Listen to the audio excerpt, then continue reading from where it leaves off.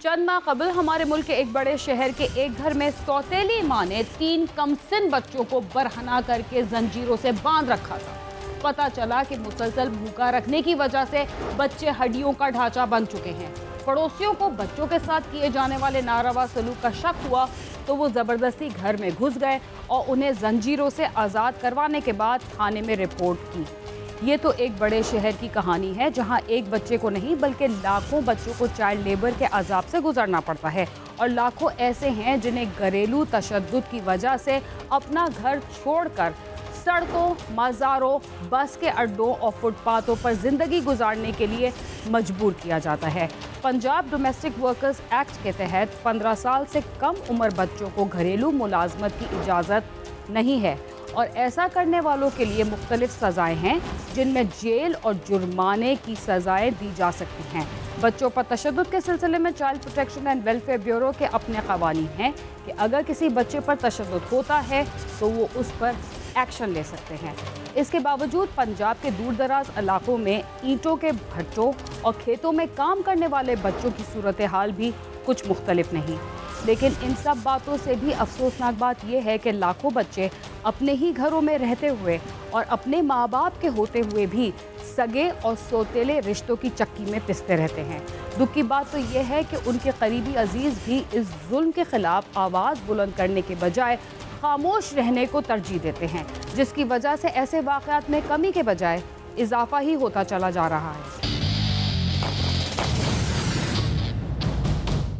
सगे और सौतेले रिश्तों की वजह से मुआशरे के कई घरों में रहने वाले वालिदैन और बहन भाई एक दूसरे से तज़ादात का शिकार रहते हैं। लेकिन कुछ लोग ऐसे भी होते हैं जिनमें सौतेले रिश्तों का तज़ाद नहीं पाया जाता। वो सौतेले बहन भाइयों या सौतेले माँ बाप को अपने सगे रिश्तों जैसी इज्जत और ताज़ीम देते हैं।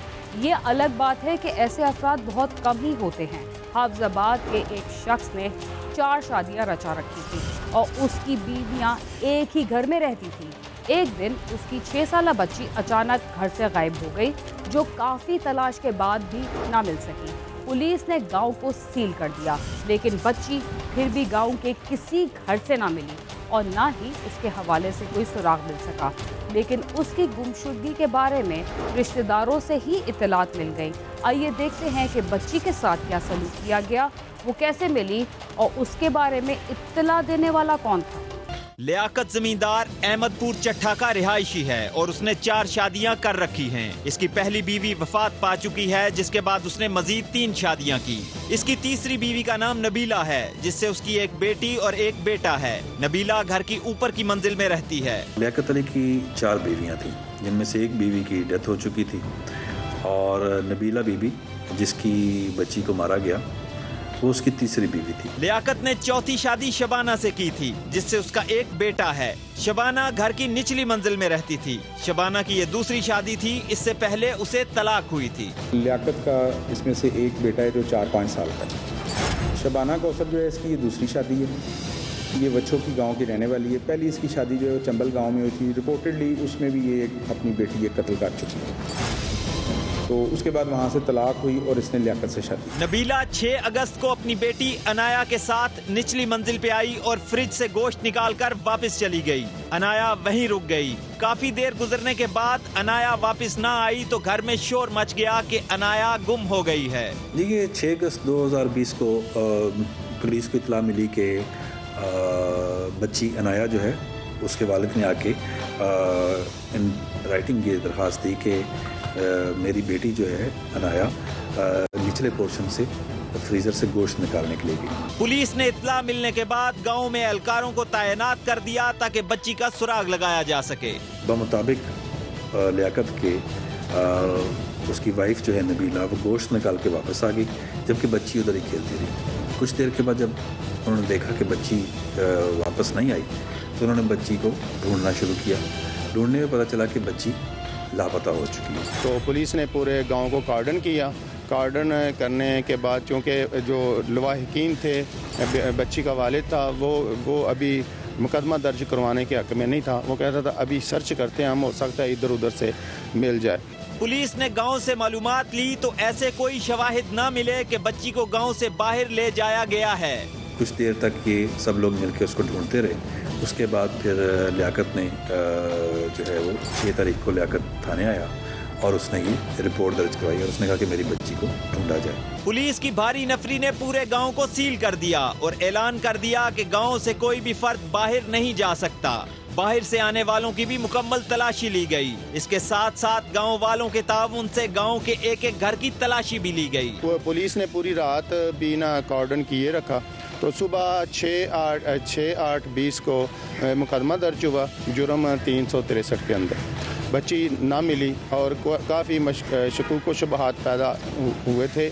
उनके मुताबिक पुलिस अपना काम करती रही। पूरे गांव में तलाशी लेने के बाद जब अनाया का सुराग ना मिला तो पुलिस की तफ्तीशी टीमों को यकीन हो गया था कि उसे कत्ल कर दिया गया है। ये कातिल कौन है, इसे तलाश करने के लिए पुलिस ने लियाकत और उसके घर वालों को भी नजर में रख लिया। लियाकत की चौथी बीवी के बारे में मालूम हुआ कि ये उसकी दूसरी शादी है और पहली शादी से उसकी एक बच्ची थी जिसे उसने कत्ल कर दिया था। शबाना रिकॉर्ड याफ्ता कातिल थी। गांव को सील करने का फायदा ये हुआ कि बच्ची या उसकी लाश को कातिल बाहर ना ले जा सका। वो कातिल कोई और नहीं बल्कि शबाना थी जो अनाया की सौतेली माँ थी। शबाना ही बच्ची की कातिल थी और वो उसकी लाश को नहर में फेंकना चाहती थी, मगर गांव में पुलिस की भारी नफरी की वजह से ये मुमकिन ना हो सका। देखते हैं कि पुलिस को इस सिलसिले में कैसे मालूम हुआ। हमें ये ज़रूर देखना चाहिए कि हम जिससे शादी कर रहे हैं वो कोई क्रिमिनल रिकॉर्ड माइंडेड या मेंटली अपसेट औरत ना हो। ये एक साइकोलॉजिकल इशू की वजह से मर्डर हुआ और बड़ा हार्ड ज़हन है इस औरत का कि किस तरह उसने एक मासूम बच्ची, हालांकि तकरीबन इसी की उम्र का उसका अपना बेटा भी था, और खिलौने तो बच्चे देखें बच्चे ही होते हैं, सब के बराबर होते हैं, तो सगी सौतेली माँ वाला तो इसमें आंसर इसलिए नहीं पाया जाता कि बच्चों की उम्र बहुत छोटी थी, तो खिलौने तो बच्चे मिल के खेलते हैं, तो इसने उसको कत्ल किया, जो कि एक साइकोलॉजिकल इशू मैं समझता हूँ है।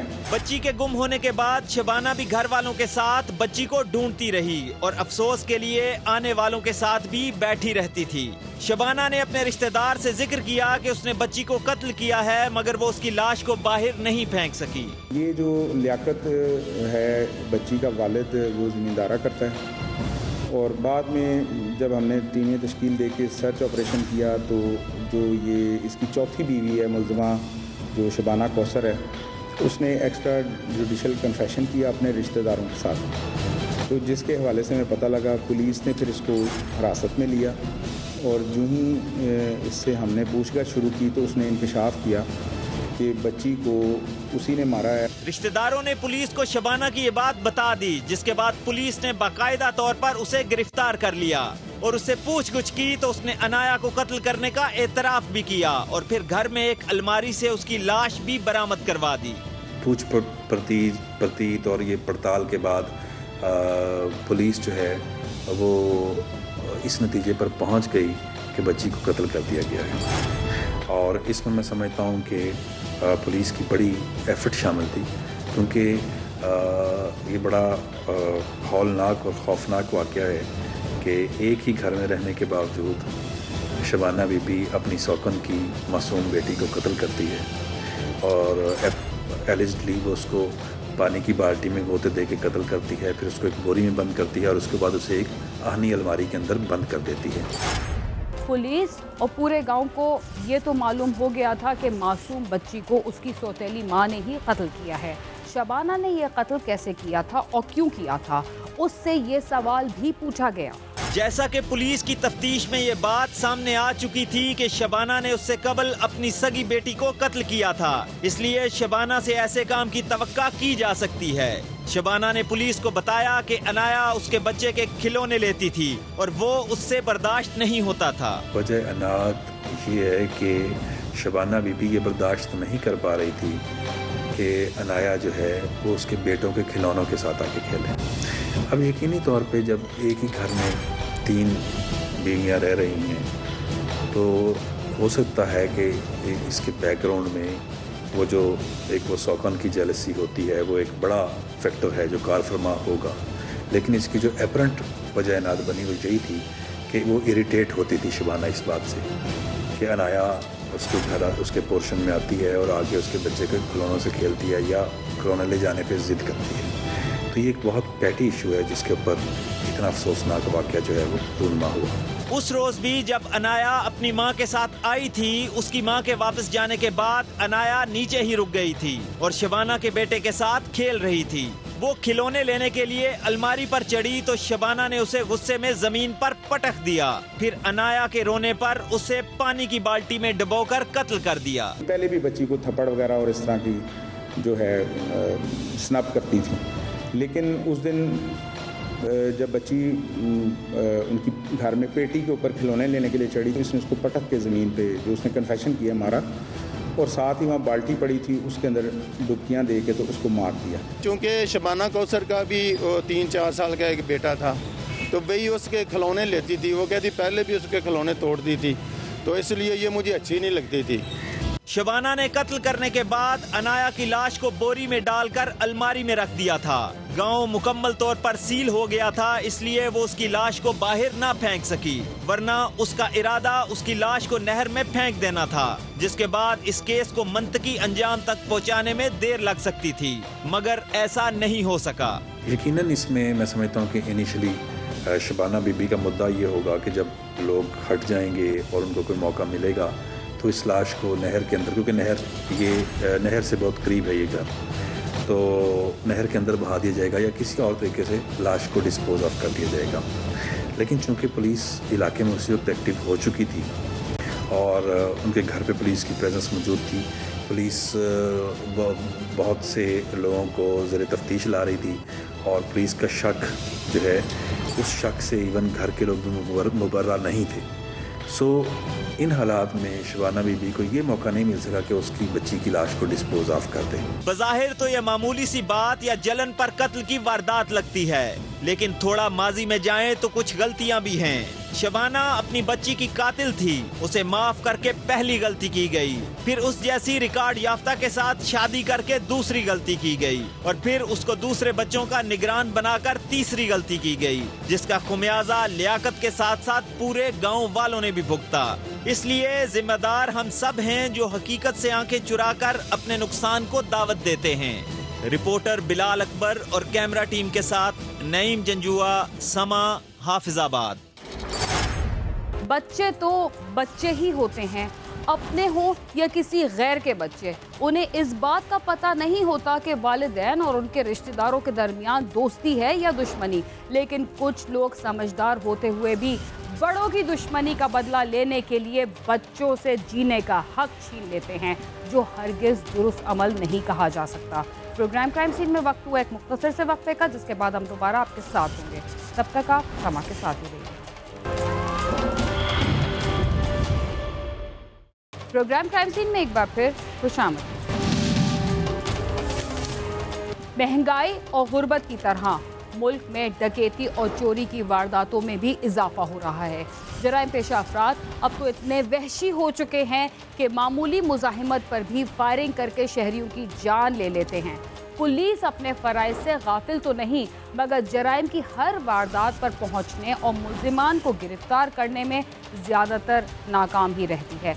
लाहौर में एक रिटायर्ड सरकारी एहलकार को न सिर्फ लूट मार का निशाना बनाया गया, बल्कि मुज़ाहिमत पर उसकी जान भी ले ली गई।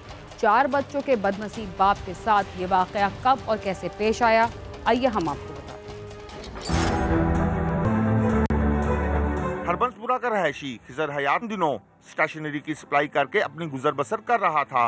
एक रोज वो हस्बे मामूल अपनी मोटरसाइकिल पर सप्लाई के लिए निकला। जब वो लियाकताबाद के इलाके में पीको रोड पर जा रहा था कि अचानक 2 मोटरसाइकिल सवार मुसल्लह अफराद ने उसे गन पॉइंट पर रोककर उससे बैग छीन लिया और फरार हो गए। हर शख्स अपनी जमा पूंजी बचाने के लिए चोरों और डाकुओं से मुज़ाहिमत तो करता है। ये अलग बात है कि उसे कामयाबी नसीब हो या ना हो। खिजर हयात से भी उसका बैग छीन लिया गया। देखते हैं उसका क्या रद्द-ए-अमल था और उसका क्या नतीजा निकला। खिजर हयात फरार होते हुए डाकुओं के पीछे भागा तो मुल्ज़िमान ने उस पर फायरिंग कर दी और फरार हो गए। फायरिंग की जद में आकर खिजर हयात शदीद जख्मी हो गया और मौके पर ही तड़प तड़प कर दम तोड़ गया। सुना मैं दुकान पे ये लेने आया था सामान। मैंने दुकान वाले से सुना है कि एक बंदा था, उसके पास ना एक बैग था। अब आई डोंट नो बैग में क्या था क्या नहीं था। वो बैग उसे छीना उन्होंने, मोटरसाइकिल वाले 2 आए, बैग छीना और बैग छीन के तो वो चले गए। जब वो जाने लगे तो वो बंदा जो जिससे बैग छीना था उनके पीछे भागा। जब पीछे भागा है तो उन्होंने एक ने जो पीछे बैठा था बाइक पे उसने गोली मार दी। अब गोली सुना है कि उनकी गर्दन पे लगी और वो बंदा वहीं गिर गया और वो तो भाग गए, वो तो ले गए। इत्तला मिलते ही पुलिस मौके पर पहुंच गई। पुलिस ने लाश पोस्टमार्टम के लिए भिजवाकर मुकदमा दर्ज करके तफ्तीश शुरू कर दी है। 5 बजे के करीब खिजर हयात है और ये स्टेशनरी की सप्लाई का काम करता है और ये वापस आ रहा था स्टेशनरी सप्लाई करके और रास्ते में 2 लोगों ने इसको फायर मारा है। तो अपेरेंटली अभी इसके पास एक बैग भी था, कुछ कह रहे हैं इनके पास बैग था जो स्नैच करने की कोशिश की गई है और इसकी जो फैमिली है ये वो कह रही है इनका किसी के साथ लेन देन भी था। तो अभी इन्वेस्टिगेशन हो रही है, सेफ सिटी के कैमरों की मदद से भी हम लोग देख रहे हैं, तो इंशाल्लाह जैसी सूरत हाल होगी उसके मुताबिक कार्रवाई होगी। हमला करने वाले कौन थे? क्या उनका ताल्लुक किसी जराइम पेशा गिरोह से था या फिर ये कोई और मामला था? आइए जानते हैं कि पुलिस ने इस कार्रवाई के बारे में क्या बताया।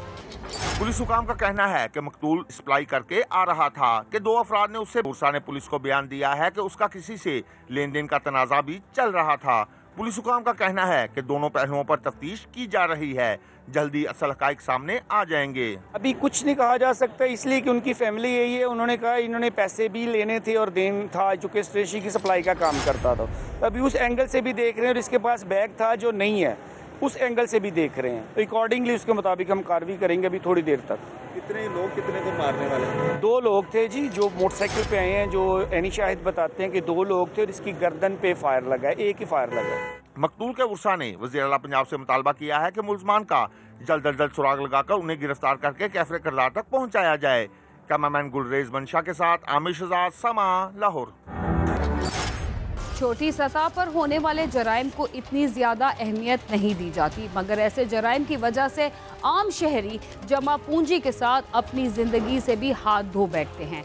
बात यहीं ख़त्म नहीं होती बल्कि उनकी किफ़ालत में पलने वाले ख़ानदान भी बेसहारा हो जाते हैं और अगर मरने वाले के बच्चे स्कूलों में तालीम हासिल कर रहे हों तो वो भी मेहनत मजदूरी करने पर मजबूर हो जाते हैं। इसके साथ ही क्राइम सीन अपने अख्तिताम को पहुंचता है। अगर आप हमसे रब्ता करना चाहते हैं तो हमारा पता है cs@sama.tv। इसके अलावा आप ट्विटर, फेसबुक और यूट्यूब पर भी हमसे रब्ता कर सकते हैं और हमारा प्रोग्राम भी देख सकते हैं। बीना खान और क्राइम सीन की टीम को इजाज़त दीजिए और देखते रहिए समा।